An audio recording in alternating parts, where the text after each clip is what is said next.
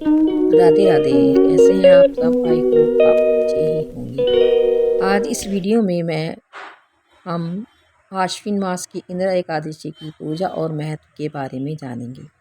आश्विन मास का पितृपक्ष पूरी तरह से पितरों को समर्पित है। पितृपक्ष में आने वाली इंदिरा एकादशी पितरों के उद्धार के लिए बहुत खास मानी जाती है। इंदिरा एकादशी व्रत करने से हमारे सभी पितरों को मोक्ष की प्राप्ति होती है। यदि किसी कारणवश हमारे पितर नरकगामी हैं या नरक की सज़ा भोग रहे हैं तो इस इंदिरा एकादशी के व्रत करने से वे उनको नरक से मुक्ति मिलती है और वे स्वर्ग की ओर जाते हैं। यदि एकादशी व्रत करने से सभी पाप मिट जाते हैं और पितरों का उद्धार हो जाता है, और यदि उनका उद्धार होगा तो वे खुश होंगे और हमें आशीर्वाद देंगे और हमें भी हर तरह से पितृदोष से मुक्ति मिलेगी। इंदिरा एकादशी साधक के साथ साथ पितरों को भी फल देती है। इस व्रत के करने से नरक में पड़े हुए पितरों को स्वर्ग की प्राप्ति हो जाती है और साधक को भी उसके पापों से मुक्ति मिलती है और उसे भी वैकुंठ और मोक्ष की प्राप्ति होती है। इस दिन भागवत गीता के 7वें अध्याय का पाठ भी करना चाहिए और 7वें अध्याय का पाठ करने से जो हमारे पितर हैं वे भी नरक से छूटकर स्वर्ग की ओर जाते हैं। पुराणों के अनुसार इस व्रत का पुण्य अपने पितरों को देने से वे स्वर्ग को चले जाते हैं और साधक को भी पितरों का आशीर्वाद मिलता है। इस व्रत की पूजा में दशमी को एक समय भोजन करें और ब्रह्मचार्य व्रत का पालन करें। एकादशी के दिन ब्रह्म मुहूर्त में उठकर स्नान करें और सबसे पहले यह संकल्प लें कि आज मैं एकादशी का व्रत करूँगा, और फिर नहाने धोने के पश्चात आप एकादशी का व्रत करें। यदि आपके पास विष्णु भगवान की तस्वीर है तो उसे रखें, और यदि लड्डू गोपाल की है तो आप उसको ही विष्णु भगवान का रूप मान के पूजा कर सकती हैं। और आप तिल हाथ में लेके और फूल हाथ में लेकर संकल्प ले कि आज मैं एकादशी का व्रत करूँगा, और उसके बाद आप एकादशी व्रत की कथा कहें। कथा इस प्रकार है। युधिष्ठिर बोले, हे भगवान, आप कृपा कर पूर्वक आश्विन मास की कृष्ण पक्ष की एकादशी की कथा को कहिए। इस एकादशी को किस नाम से जाना जाता है?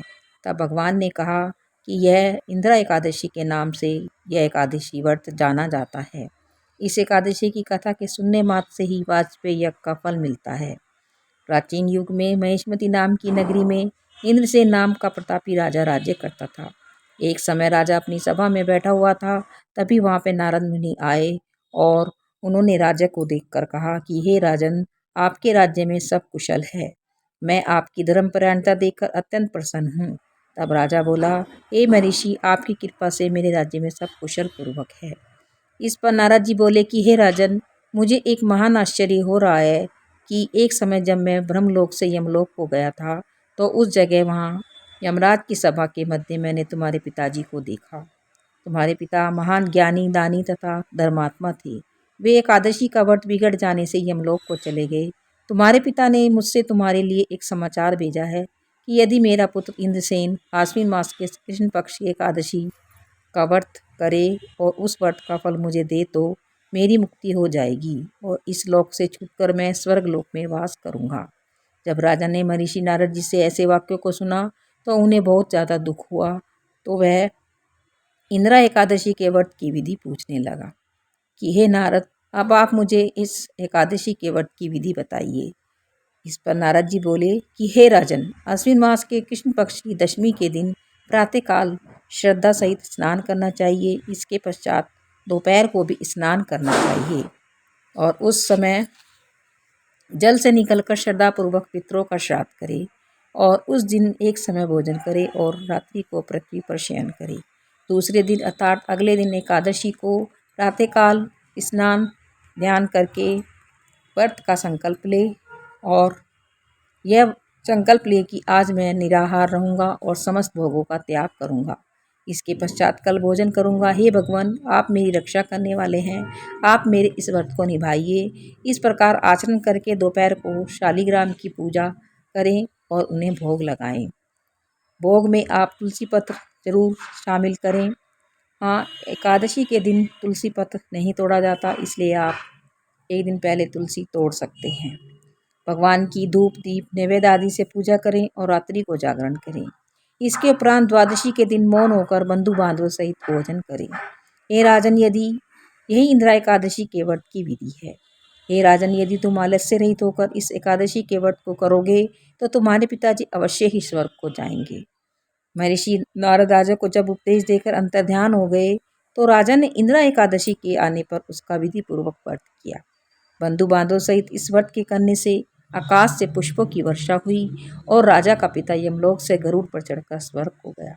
राजा इंद्रसेन भी एकादशी के व्रत के प्रभाव से इस लोक में सुख भोगकर अंत में स्वर्ग लोक को चला गया।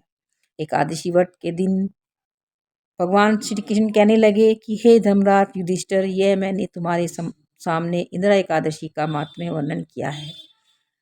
इस व्रत को करने से हमारे जो पितर हैं वो स्वर्ग को जाते हैं। यदि उन्हें मुक्ति नहीं मिल रही है तो आप इस दिन यह व्रत अवश्य ही करें। एकादशी के व्रत में तुलसी का भी बहुत महत्व है, लेकिन एकादशी को तुलसी पत्र नहीं तोड़ना चाहिए।